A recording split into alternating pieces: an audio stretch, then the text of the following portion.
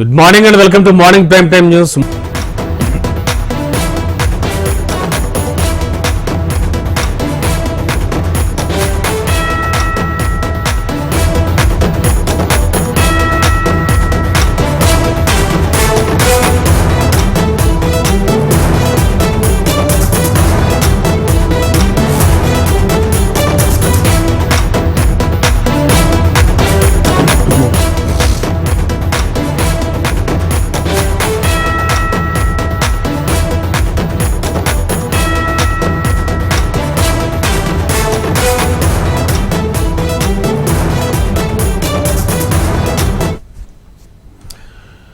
Breaking లో చూస్తున్నాం. కాసేపట్లో టీడీపీ అభ్యర్థుల రెండో జాబితా విడుదల కానుంది. సుమారు 25 అసెంబ్లీ స్థానాలకు సంబంధించి అభ్యర్థులను ప్రకటించే అవకాశం కనిపిస్తోంది. పలు లోక్సభ స్థానాలకు అభ్యర్థులను సైతం ప్రకటించనున్నారు. ఇప్పటికే మొదటి విడతలో 94 అసెంబ్లీ స్థానాలకు అభ్యర్థులను టీడీపీ ప్రకటించింది.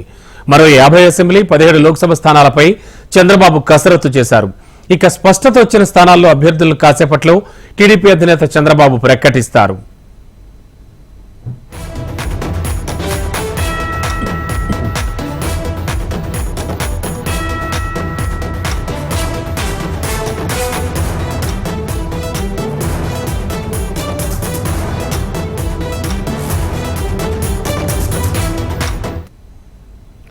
బ్రేకింగ్ లో చూస్తున్నాం. కాసేపట్లో టీడీపీ అభ్యర్థుల రెండో జాబితా విడుదల కానుంది. సుమారు 25 అసెంబ్లీ స్థానాలకు అభ్యర్థులను ప్రకటించే అవకాశం ఉంది. పలు లోక్సభ స్థానాలకు అభ్యర్థులను సైతం ప్రకటించనున్నారు. ఇప్పటికే మొదటి విడతలో 94 అసెంబ్లీ స్థానాలకు అభ్యర్థులను టీడీపీ ప్రకటించింది. మరో 50 అసెంబ్లీ 17 లోక్సభ స్థానాలపై చంద్రబాబు కసరత్తు చేశారు. స్పష్టత వచ్చిన స్థానాల్లో అభ్యర్థులు కాసేపట్లో టీడీపీ అధినేత చంద్రబాబు ప్రకటిస్తారు. ఇక ఇదే అంశానికి సంబంధించి లేటెస్ట్ ఇన్ఫో అందించడానికి మా కరెస్పాండెంట్ కాంతి సిద్ధంగా ఉన్నారు లైవ్ లో.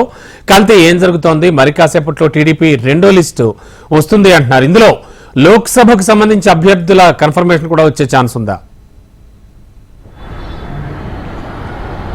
ఖచ్చితంగా రాణుబాబు, ఈ రోజు చంద్రబాబు నాయుడు రెండవ జాబితాను టీడీపీకి సంబంధించినటువంటి పొత్తులలో భాగంగా బీజేపీ జనసేన మినహా టీడీపీకి ఉన్నటువంటి సీట్ల సంఖ్య ఇంకా 50 ప్రకటించాల్సి ఉంది. అందులో భాగంగా 25 నుంచి 30 స్థానాలకి సంబంధించినటువంటి అభ్యర్థుల లిస్టును ఈ రోజు చంద్రబాబు నాయుడు ప్రకటించనున్నారు. ఏదైతే అసెంబ్లీ స్థానాలే కాకుండా 17 లోక్సభ స్థానాలకి సంబంధించినటువంటి అభ్యర్థుల ప్రకటన కూడా ఇంకా జరగాలి. అయితే దీనికి సంబంధించినటువంటి కసరత్తు దాదాపు 2-3 రోజులుగా ముఖ్య నాయకులతోటి అలాగే అసంతృప్తి నాయకులతోటి కూడా ఆయన భేటీ అవడము, అలాగే సుదీర్ఘంగా చర్చలు కూడా జరపడం జరిగింది. అలాగే కొంతమందికి చీపురుపల్లిలో గంటాని పోటీ చేయాలని చెప్పి సూచిస్తూ ఉన్నారు. అయితే గంట దానికి సుముఖంగా లేరు అని చెప్పుకోవాలి. అయితే ఎక్కడి నుంచి పోటీ చేయాలి అనే అంశానికి సంబంధించినటువంటి నిర్ణయం త్వరలోనే తను చెప్తాను అని కూడా చంద్రబాబు నాయుడుకి చెప్పినట్లుగా సమాచారం. ఇట్లా ఏవైతే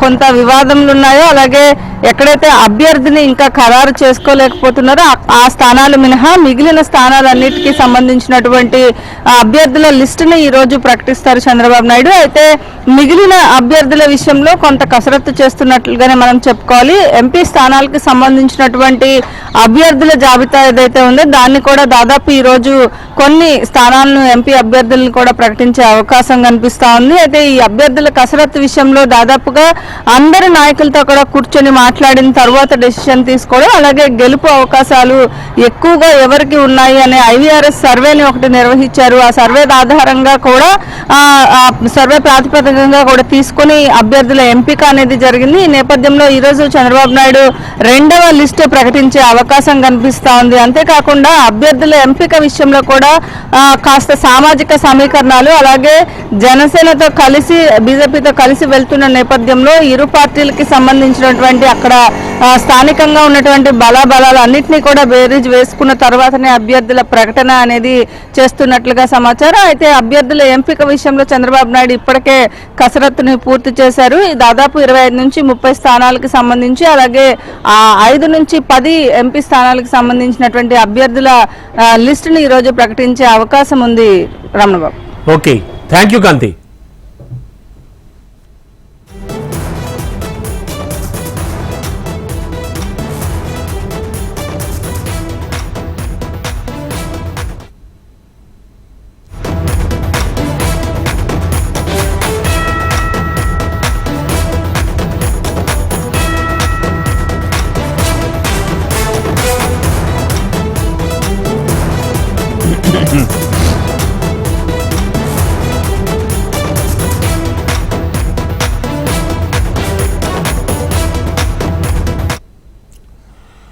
మరో బ్రేకింగ్ న్యూస్ చూస్తున్నాం. సీఎం జగన్ ఇవాళ ఉమ్మడి కర్నూలు జిల్లాలో పర్యటిస్తారు. కర్నూలులో జాతీయ న్యాయ విశ్వవిద్యాలయానికి ఆయన శంకుస్థాపన చేస్తారు. రాష్ట్రంలో ఇది 2వ నేషనల్ లా యూనివర్సిటీ కానుంది. అనంతరం బనగానపల్లిలో 22 కోట్లతో నిర్మించిన 100 పడకల ఏరియా ఆసుపత్రిని ఆయన ప్రారంభిస్తారు. అలాగే నంద్యాల జిల్లా బనగానపల్లిలో వైఎస్ఆర్ ఈబీసీ నేస్తం కార్యక్రమంలో పాల్గొని లబ్ధిదారులకు నగదును బటన్ నొక్కి వారి వారి ఖాతాల్లో జమ చేయనున్నారు. బనగానపల్లి హైస్కూల్ గ్రౌండ్స్ లో జరిగే వైసీపీ బహిరంగ సభలో సీఎం జగన్ పాల్గొంటారు. ఈ పర్యటనలోనే స్థానిక ప్రజాప్రతినిధులతోనూ సీఎం కాసేపు చర్చిస్తారు.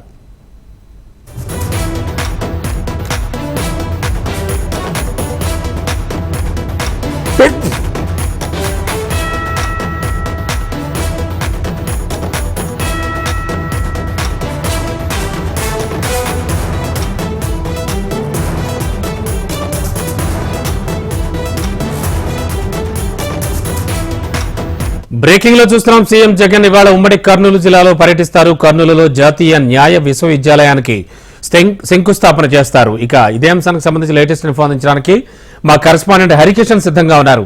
హరి, ఇవాళ కర్నూలు జిల్లాకు సంబంధించి నంద్యాలకి సంబంధించి టూర్ షెడ్యూల్ ఎలా ఉండబోతోంది సీఎంది? రమణ, ఈరోజు ఉమ్మడి కర్నూలు జిల్లాలో సీఎం జగన్మోహన్ రెడ్డి సుడిగాలి పర్యటన చేయబోతున్నారు. ప్రధానంగా రాయలసీమ వాసుల చిరకాల వాంఛ అయినటువంటి న్యాయ రాజధాని మరింత ముందుకు అడుగులు పడేలా ఈ రోజు మరొక అడుగు ముందుకు పడనుంది. దేశంలోనే 2వ న్యాయ విశ్వవిద్యాలయానికి ఆయన కర్నూలు నగర శివారులో ఉన్నటువంటి జగన్నాథ గట్టు పైన శంకుస్థాపన చేయబోతున్నారు. మరొక గంటన్నరలో ఈ ప్రోగ్రాం అనేది స్టార్ట్ కాబోతోంది. ప్రధానంగా షెడ్యూల్ ప్రకారము ఆయన 8:50కి అక్కడ గన్నవరం ఎయిర్పోర్ట్ నుంచి ఇక్కడికి ఓర్వకల్ ఎయిర్పోర్ట్ కి రానున్నాడు. ఆ తర్వాత ఇక్కడ లా యూనివర్సిటీ ప్రారంభోత్సవం తర్వాత ఇక్కడ నుంచి బనగానపల్లెకు, నంద్యాల జిల్లాలోని బనగానపల్లెకు వెళ్లబోతున్నాడు. దగ్గర 30 పడకల ఆసుపత్రిని అత్యంత ఆధునీకరించి సాంకేతిక పరిజ్ఞానాన్ని జోడించి 100 పడకల ఆసుపత్రిగా దాన్ని తీర్చిదిద్దారు. బనగానపల్లె చుట్టుపక్కల ఉన్నటువంటి గ్రామాల ప్రజలందరికీ కూడా, ప్రధానంగా పేద ప్రజలందరికీ కూడా ఎంతో ఉపయోగపడుతోంది. గతంలో ఆ ప్రాంత పర్యటనకు వచ్చినప్పుడు మాటిచ్చారు జగన్మోహన్ రెడ్డి. ఈ నేపథ్యంలో దానిని పూర్తిగా సకల హంగులతో నిర్మించారు. దాన్ని ఈ రోజు కూడా అందరికీ అంకితం చేయబోతున్నారు ప్రారంభించి. మరొక వైపు ఈబీసీకి సంబంధించినటువంటి నేస్తాన్ని కూడా బటన్ నొక్కి అందరి తల్లుల ఖాతాలోకి నేరుగా అమౌంట్ కూడా, మహిళల ఖాతాలోకి నేరుగా అమౌంట్ కూడా వేయబోతున్నారు. దీని తర్వాత రాంపురం సోదరులకు సంబంధించినటువంటి మాతృమూర్తి, వారికి మాతృమూర్తి మృత్యువాత పడ్డారు. ఆమెను పార్థివ దేహానికి ఈ రోజు అంత్యక్రియలు నిర్వహిస్తున్నారు. ఆ కార్యక్రమానికి అనంతపురం జిల్లాకు కూడా వెళ్ళనున్నటువంటి పరిస్థితి ఉంది. మొత్తానికి మాత్రం ఈ రోజు ఉమ్మడి కర్నూలు జిల్లాతో పాటు అనంతపురం జిల్లాలో కూడా సుడిగాలి పర్యటన చేయనున్నారు. Okay, thank you Hari.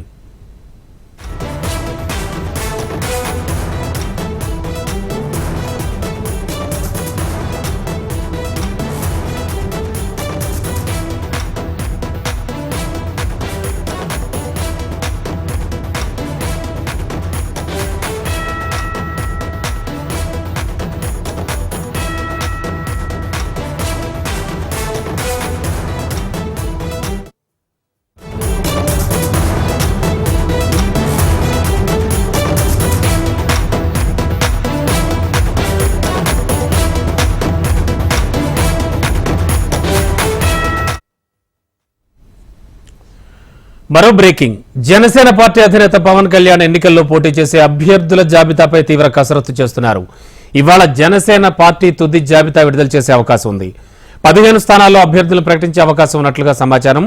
అలాగే పవన్ కళ్యాణ్ పోటీ చేసే స్థానంపై కూడా స్పష్టత వచ్చే అవకాశం ఉంది. ఇప్పటివరకు అధికారికంగా ప్రకటించిన అభ్యర్థులు అలాగే కొందరు ముఖ్య నాయకులతో పార్టీ అధినేత చర్చలు జరిపారు. ఎన్నికల నియమావళి, నామినేషన్ దాఖలు నుంచి పోలింగ్ వరకు ఉండే వివిధ దశలు, నియమ నిబంధనలు, పొందాల్సిన అనుమతులను తెలియజేసే పత్రాలను అందజేశారు. ఎన్నికల ప్రక్రియలో వ్యూహాత్మకంగా ముందుకు వెళ్లాలని టీడీపీ, బీజేపీ నాయకులు, శ్రేణులతో ఎప్పటికప్పుడు సమన్వయం చేసుకోవాలని పవన్ కళ్యాణ్ దిశానిర్దేశం చేశారు. ఇక ఇదే అంశానికి సంబంధించి లేటెస్ట్ ఇన్ఫో అందించడానికి మా కరెస్పాండెంట్ కాంతి సిద్ధంగా ఉన్నారు. Kanthi, Janasena of course almost last list అంటున్నారు, మొత్తం రాబోతోంది అంటున్నారు. ముఖ్యంగా పవన్ కళ్యాణ్ పోటీ చేసే స్థానంపై సర్వత్రా ఉత్కంఠ నెలకొనుంది. ఏ ప్లేసెస్ లో చేస్తున్నారు, ఏ ప్లేసెస్ లో చేయబోతున్నారు అనేది ఫైనలైజ్ అయిపోయేటువంటి అవకాశం ఉందా ఇవాళ? రామబాబు ఖచ్చితంగా ఏదైతే జనసేనకు సంబంధించినటువంటి ఏదైతే అభ్యర్థుల ఎంపిక విషయంలో ఇప్పటికే కసరత్తు పూర్తయింది. దాదాపుగా అన్ని స్థానాల్లో కూడా ఎక్కడి నుంచి అయితే పోటీ చేస్తారో అక్కడ అన్ని స్థానాలకు సంబంధించినటువంటి నాయకులతో కూడా నిన్న పవన్ కళ్యాణ్ మాట్లాడినట్లుగా మనకున్న సమాచారంగా తెలుస్తోంది. అయితే అభ్యర్థుల ఎంపిక విషయంలో ఖచ్చితంగా గెలుపు అనేది ఖచ్చితంగా గెలిచే అభ్యర్థులు ఎవరైతే ఉంటారో వారికి సంబంధించినటువంటి వారికి అభ్యర్థులను ఇస్తున్నారు. మిగిలిన వారిని ఎవరిని కూడా నిర్లక్ష్యం చేసే ఇది లేదు. ఖచ్చితంగా అందరూ కూడా ఎన్నికల ప్రక్రియ దిశలో ముందుకెళ్ళాలి అని చెప్పి పవన్ కళ్యాణ్ దిశానిర్దేశం చేశారు. అందులో భాగంగానే నిన్న కొంతమంది నాయకులతోటి ప్రకటించిన అభ్యర్థులు ముఖ్య నాయకులతోటి పార్టీ కార్యాలయంలో పవన్ కళ్యాణ్ చర్చించడం జరిగింది. వీరికి సంబంధించినటువంటి నామినేషన్స్ దాఖలు చేయడానికి ఎన్నికల నియమావళి సంబంధించినటువంటి విధి విధానాలు అన్ని కూడా అనుమతి పత్రాలను కూడా వారికి అందజేయడం జరిగింది. అయితే అభ్యర్థుల ఎంపిక విషయంలో దాదాపు ఖరారైనట్టుగా మనం చెప్పుకోవాలి. పవన్ కళ్యాణ్ పోటీ చేసే ఏదైతే ఎంపీ స్థానానికి సంబంధించినటువంటి విషయంలో అటు కాకినాడ మచిలీపట్నం అనేది కొంత సందిగ్ధ ఉన్నప్పటికీ కూడా కాకినాడ నుంచి మేజర్ గా పోటీ చేసే అవకాశం కనిపిస్తా ఉంది. కాకినాడ నుంచి పోటీ చేసినట్లయితే అక్కడ ఎటువంటి పరిస్థితి ఉంది అనే దానికి సంబంధించినటువంటి విషయంలో కూడా దాదాపుగా 3-4 సార్లు ఆయన కాకినాడ వెళ్లి నాయకులతో చర్చించిన నేపథ్యం ఉంది. దాంతో పాటుగా మరొకసారి కూడా కాకినాడకు సంబంధించి ఉమ్మడి తూర్పుగోదావరి జిల్లాల నాయకులతో కూడా పవన్ కళ్యాణ్ సమావేశమయ్యారు. ఈ నేపథ్యంలో పవన్ కళ్యాణ్ ఎక్కడి నుంచి పోటీ చేస్తారు అనే అంశం ఇంకా ప్రకటించకపోయినప్పటికీ కూడా దాదాపుగా ఖరారైనట్లుగా మనకున్న సమాచారం తెలుస్తుంది. దాదాపుగా మిగిలిన అభ్యర్థులకు సంబంధించినటువంటి జాబితాను కూడా ఈ రోజు రేపు ప్రకటించే అవకాశం ఉంది. ఓకే, థ్యాంక్ యూ కాంతి.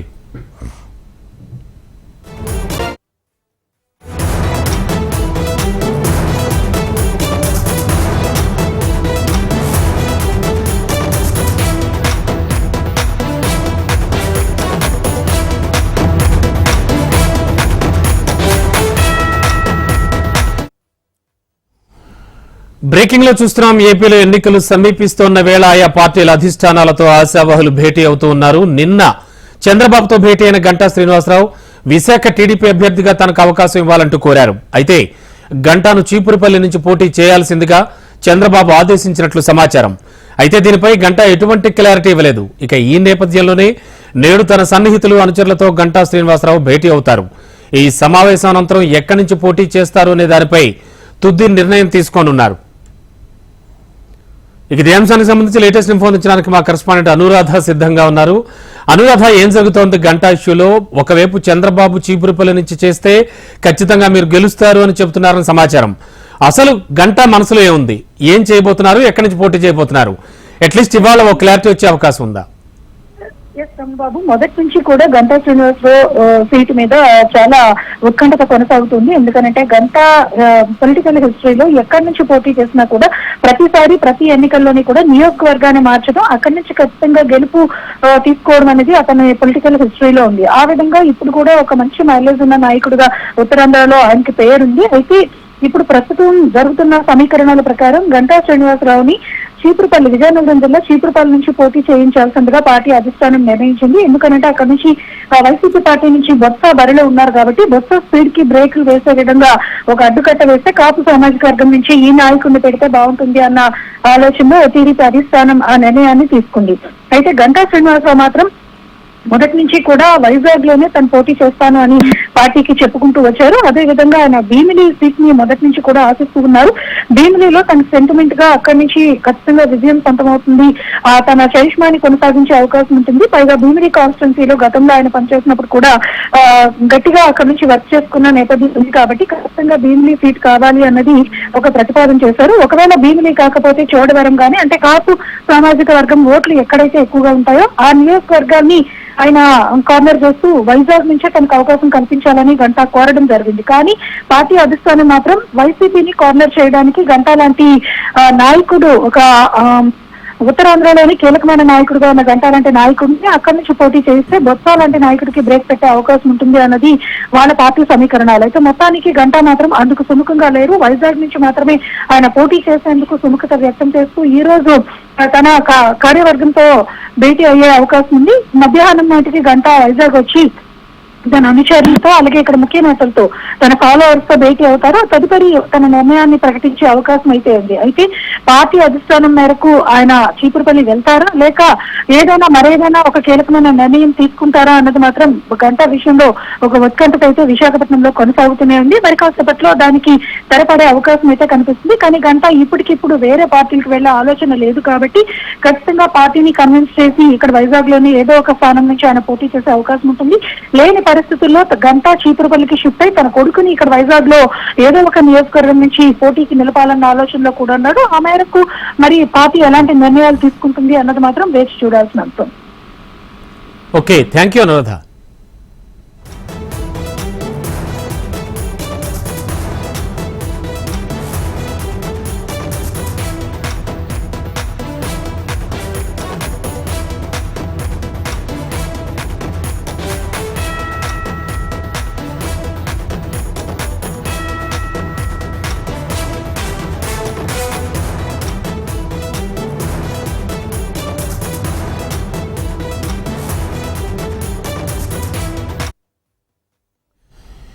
ఇవాళ సచివాలయంలో ఉద్యోగ సంఘ నేతలతో కేబినెట్ సబ్ కమిటీ భేటీ కానుంది. జీవో నెంబర్ 317 46లపై చర్చించేందుకు ప్రభుత్వం నియమించిన సబ్ కమిటీ నేడు సమావేశం కానుంది. కమిటీ చైర్మన్ దామోదర రాజనరసింహ అధ్యక్షతన ఈ సమావేశం జరగనుండగా ఉద్యోగ సంఘాల నుంచి జీవో నెంబర్ 317, జీవో నెంబర్ 46లపై అభ్యంతరాలు, సలహాలు తీసుకోనున్నారు. ఇక గతంలో జరిగిన సబ్ కమిటీ సమావేశంలో మంత్రి శ్రీధర్ బాబు, పొన్నం ప్రభాకర్ తో పాటు పలు శాఖల ఉన్నతాధికారులు పాల్గొన్నారు. రెండు జీవోల వల్ల ఉద్యోగులు, ఉపాధ్యాయులు ఎదుర్కొంటున్న సమస్యల గురించి అధికారులు మంత్రులకు వివరించారు. దీంతో మరోసారి సమావేశానికి దామోదర రాజనరసింహ ఆదేశించారు. ఉద్యోగులు తమ అభిప్రాయాలు కమిటీకి చెప్పుకునేందుకు అవకాశం కల్పించారు. అందులో భాగంగానే నేడు సబ్ కమిటీ మరోసారి భేటీ కానుంది.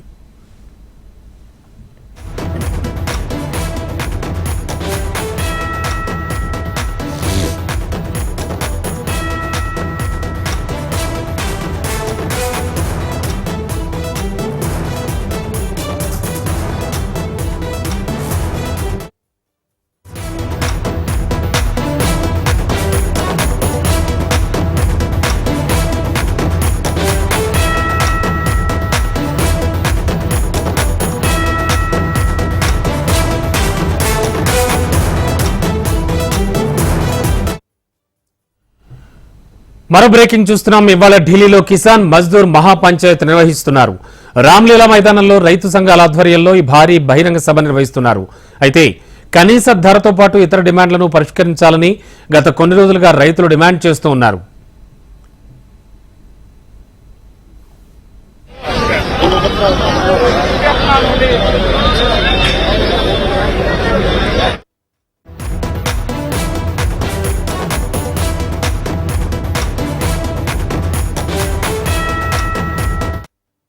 ఇవాళ ఢిల్లీలో కిసాన్ మజ్దూర్ మహాపంచాయత్ నిర్వహించనున్నారు. రామ్లీలా మైదానంలో రైతు సంఘాల ఆధ్వర్యంలో భారీ సభ నిర్వహిస్తున్నారు. అయితే కనీస ధరతో పాటు ఇతర డిమాండ్లను పరిష్కరించాలని గత కొన్ని రోజులుగా రైతులు డిమాండ్ చేస్తున్నారు.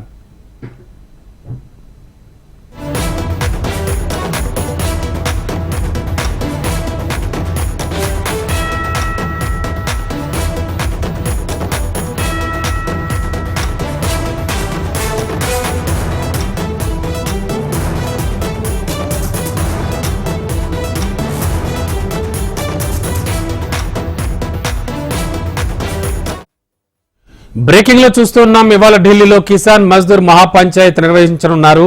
రామ్లీలా మైదానంలో రైతు సంఘాల ఆధ్వర్యంలో భారీ సభ నిర్వహిస్తున్నారు. ఇక ఇదే అంశానికి సంబంధించి లేటెస్ట్ ఇన్ఫో అందించడానికి మా కరెస్పాండెంట్ శిరీష్ సిద్ధంగా ఉన్నారు. శిరీష్, అసలు వీరి సభకు అనుమతి ఉందా?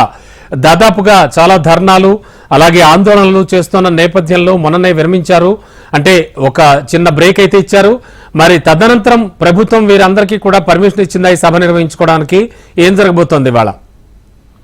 రమణ, పంజాబ్, హర్యానా రాష్ట్రాలకు సంబంధించిన ఉమ్మడి హైకోర్టు ఇచ్చిన ఆదేశాల మేరకు రైతులు ఢిల్లీలో బస్సుల ద్వారా వెళ్లి తమ యొక్క నిరసన తెలియజేయవచ్చు అని చెప్పేసి హైకోర్టు ఆదేశాలు ఇచ్చిన నేపథ్యంలో ఢిల్లీ పోలీసులు కొన్ని షరతులతోటి రైతుల ఆందోళనకు పర్మిషన్ అనేది కూడా ఇవ్వడం కూడా జరిగింది. అయితే మహాపంచాయత్ అనే కార్యక్రమం అంటే ఒక రకంగా ధర్నా కార్యక్రమాన్ని కూడా నిర్వహిస్తున్నారు. తమ డిమాండ్లను కేంద్ర ప్రభుత్వానికి వినిపించే ఉద్దేశంలో భాగంగా ఈ ధర్నా అనేది కూడా నిర్వహిస్తున్నట్లుగా కూడా తెలుస్తోంది. ఈ మార్చ్ అనేది ఉచానా ప్రాంతం నుంచి జిందు ప్రాంతానికి కూడా మార్చ్ అనేది కూడా నిర్వహించేందుకు ఏర్పాట్లంటి కూడా చేస్తున్నారు. సో మొత్తం మీద కూడా గత కొద్ది కాలంగా ఇటు రైతులకు కేంద్ర ప్రభుత్వానికి ఇద్దరికి మధ్య పెద్ద ఎత్తున కొంత అభిప్రాయ భేదాలనేవి కూడా ఏర్పడ్డాయి. కేంద్ర ప్రభుత్వం పలుసార్లు చర్చలకు పిలిచినప్పటికీ కూడా ఇటు రైతు సంఘాలు ఏమాత్రం కూడా దిగిరాకపోవడంతో ఈ చర్చల్లో సానుకూల ఫలితం అనేది కూడా రాకపోవడంతో కూడా మళ్ళీ పరిస్థితి అనేది కూడా మొదటికి వచ్చింది. అయితే ఎట్టి పరిస్థితుల్లోనూ కూడా కనీస మద్దతు ధరకు లీగల్ గ్యారెంటీ అనేది కూడా ఇవ్వాలని చెప్పేసి కూడా రైతు సంఘాలు డిమాండ్ చేస్తూ వచ్చాయి. సో ఈ నేపథ్యంలో రైతు సంఘాల యొక్క డిమాండ్లను కేంద్ర ప్రభుత్వం ఏమాత్రం కూడా పట్టించుకోవడం లేదు. కాబట్టి ఈ రానున్న ఎన్నికలను దృష్టిలో ఉంచుకొని దీన్ని నిర్వహించాలని చెప్పేసి కూడా నిర్ణయించినట్టుగా కూడా తెలుస్తుంది. 13 జిల్లాలకు సంబంధించిన మొత్తం రైతులందరూ కూడా ఈ ప్రాంతానికి కూడా చేరుకొని ధర్నా అనేది కూడా నిర్వహిస్తున్నారు. ఇది ఒకరోజు పర్మిషన్ మాత్రమే ఈ ధర్నాకు ఇవ్వడం కూడా జరిగింది. Ramana. Okay, thank you Suresh.